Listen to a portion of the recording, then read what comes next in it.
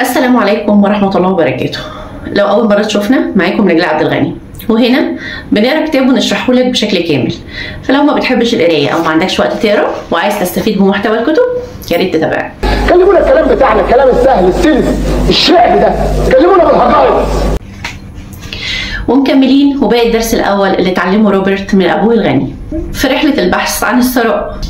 وأول درس كان إن الفقراء وأبناء الطبقة المتوسطة هم اللي بيعملوا من أجل المال، إنما الأغنياء المال هو اللي بيعمل من أجله. ولو ما شفتش الحلقة اللي فاتت يا ريت ترجع تشوفها، هسيب لك الرابط بتاعها تحت الفيديو. روبرت وبعد ما اشتغل لمدة 3 ساعات كل يوم سبت مقابل 30 سنت لمدة 4 أسابيع حس بالملل، خصوصا انه لما وافق على العرض ده وافق عشان ابو مايك يعلمه ازاي يوصل للثراء وازاي يبقى غني.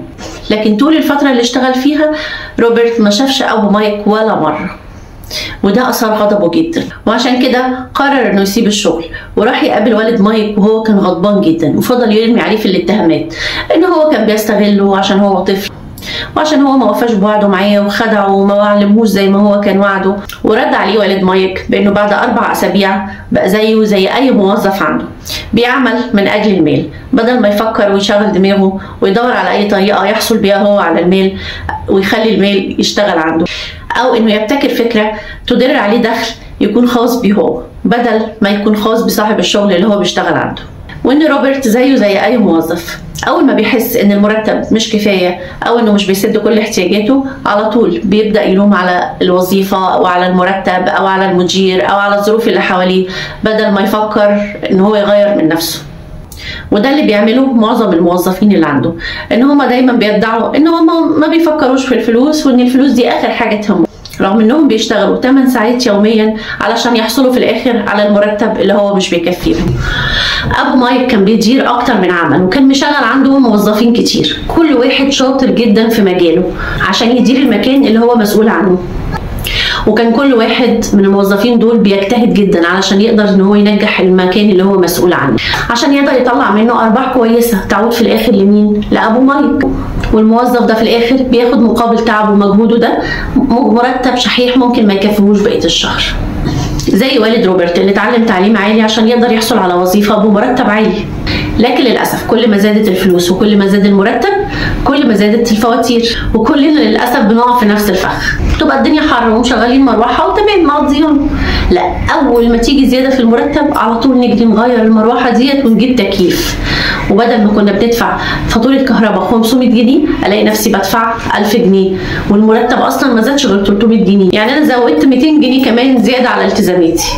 ومع ذلك بيفضل الموظف داير في نفس الدايره ويستنى يزيد المرتب مره تانية عشان هو كمان يزود التزاماته مره تانية. وده كان حال الاب الفقير. اما الاب الغني كان دايما بيستغرب من حال الموظفين اللي عنده، دايما الموظف من دول يجي يطلب منه زياده في المرتب، مفيش واحد فيهم ولا مره جه وقعد معاه وطلب منه ان هو يعلمه ازاي يزود دخله او ازاي ان هو يحسن من وضعه المادي. وده ليه؟ لان الخوف هو اللي بيخلي الناس تتمسك دايما بالوظيفه. لكن كونك انت يا روبرت تمردت على ال10 سنتات اللي انت بتاخدهم مقابل الساعه اللي بتشتغلها، فدي حاجه عظيمه جدا، لان ده معناه ان انت مش عايز تواجه نفس المصير اللي بيواجهه الموظفين اللي عندي. وده اللي هيخليك تتعلم ازاي تخلي الفلوس تعمل من اجلك مش انت اللي تعمل من اجلها. واستمر في كلامه وقال له انا وفيت بوعدي معاك وعلمتك اول درس من بعيد، ولو عايز تتعلم المره دي هترجع تشتغل تاني بس المره دي بدون مقابل. روبرت ما كانش مصدق وقال له ازاي يعني عايزني ارجع اشتغل من غير مقابل؟ قال له انت قلت ان انت عايز تتعلم لكن ما قلتش ان انت عايز تشتغل بمقابل. قال له على فكره نفس الحوار ده بالظبط دار بيني وبين مايك امبارح، وهو دلوقتي في المحل عند السيده مارتن بينظف الرفوف، فالحق العرض واجري. قال له بس ده مش عدل. قال له لو ما اتعلمتش الدرس دلوقتي هتكبر وانت مستني تبقى موظف كل شهر تستنى المرتب، ولو المرتب ما عجبكش هتدور على وظيفه تانية بمرتب اكبر، لكنك هتفضل طول عمرك تعاني ماديا. قال له طب اعمل ايه عشان ما بقاش كده؟ قال له استخدم عقلك، بس لو قدرت تستخدمه صح هتبقى راجل ثري وهتيجي تشكرني. خرج روبرت من عنده وهو مش مصدق اللي حصل. ايه ده انا جيت عشان اتخانق معاه وعشان اخليه يزود لي المرتب، ازاي اخرج من عنده وانا موافق ان انا اشتغل بدون مقابل اصلا؟ وفعلا رجع روبرت للشغل وفضل يشتغل، بس فضل مخبي عن ابوه الحقيقي المرتب اللي هو بياخده، لان ساعتها ما كانش هيقدر يفسر له الكلام اللي قاله والد مايك، لان هو اساسا ما كانش فاهمه ولا استوعبه.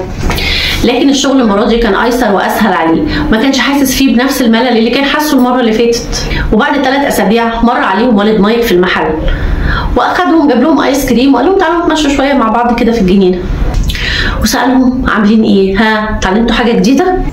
بصوا لبعض الاثنين كده وهزوا كتافهم وقالوا ايه اللي اتعلمناه جديد؟ هو هي الرفوف بننزلها كل يوم وننضفها ونطلعها تاني. فقال لهم فكروا، لازم تفكروا، انتم لسه بتتعلموا اول درس في الحياه، ولو ما اتعلمتوش كويس هتبقوا زي الموظفين اللي عندي، تفضلوا تشتغلوا طول عمركم مقابل مرتب هزيل، وبعد 50 سنة لما تطلعوا على المعاش برضو تاخدوا معاش هزيل.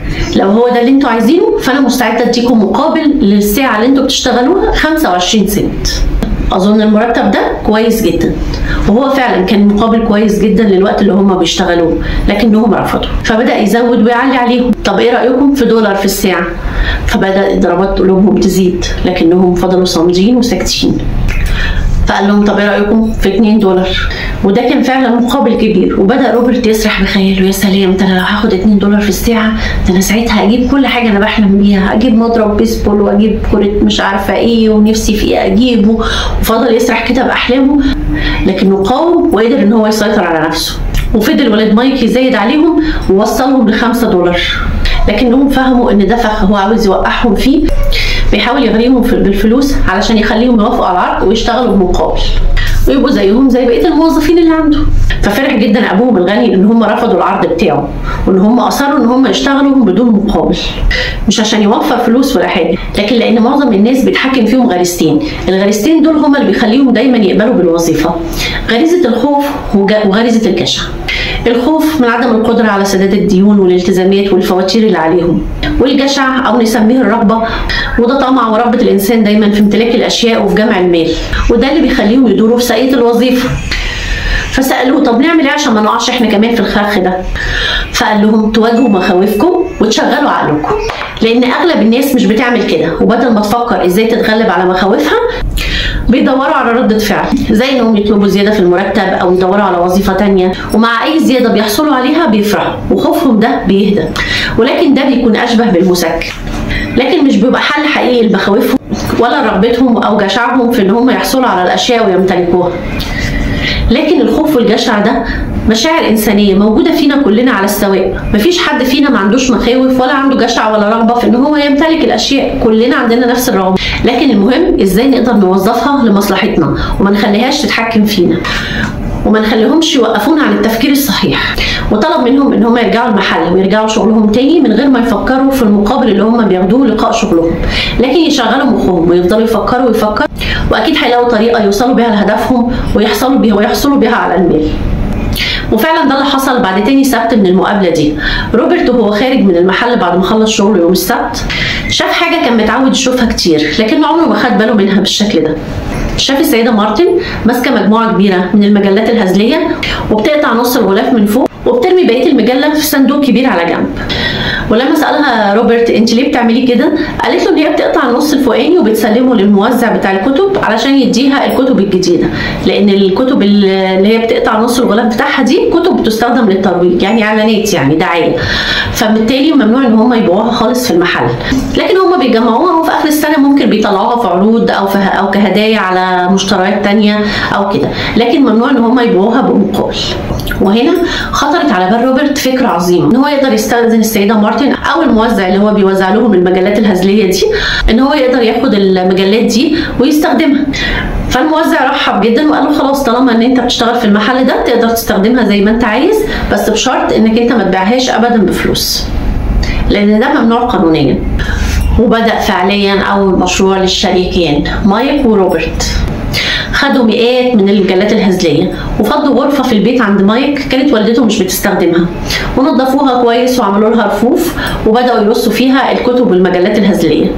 ودعوا الاطفال اللي في القريه ان هم يجوا المكتبه بتاعتهم يقروا الكتب الهزليه اللي هم عايزينها مقابل 10 سنت في الساعه.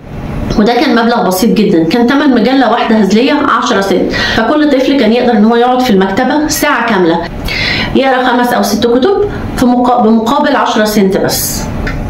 وعينوا اخت مايك امينه على المكتبه، وكانت شاطره جدا.